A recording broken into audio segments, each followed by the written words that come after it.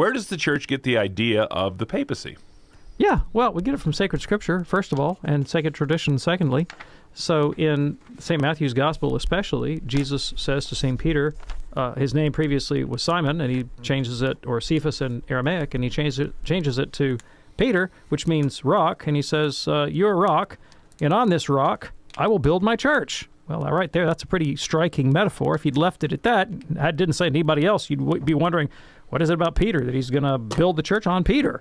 Then he goes on to say, I give to you the keys of the kingdom of heaven. What's going on there? Well, in Isaiah 22, we learn what that metaphor means. It's a symbol of executive authority delegated to the second in command, the major domo, or the prime minister of the king's palace, who has the authority to admit or exclude from the king's presence.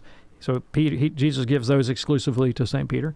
And he gives him the power of binding and loosing. Whatever you bind on earth is bound in heaven. Whatever you loose on earth is loosed in heaven, which is a metaphor drawn from the rabbinical tradition that has to do with the power of declaring things clean or unclean.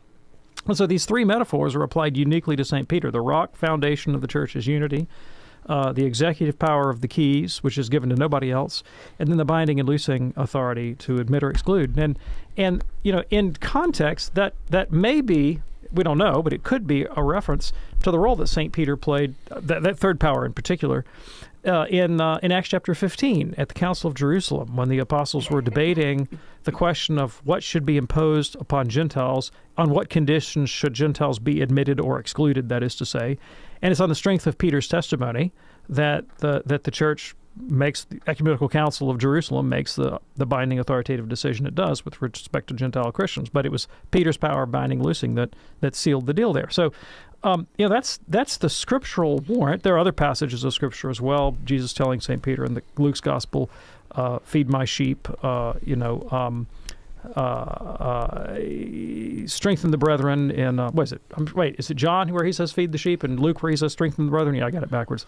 But all these metaphors applied to Peter, and uniquely to Peter, that he has a particular role in the College of the Apostles. Now, the way that it cashes out in sacred tradition is that the Bible doesn't tell us where Peter ended his days, but tradition tells us he ended them in Rome.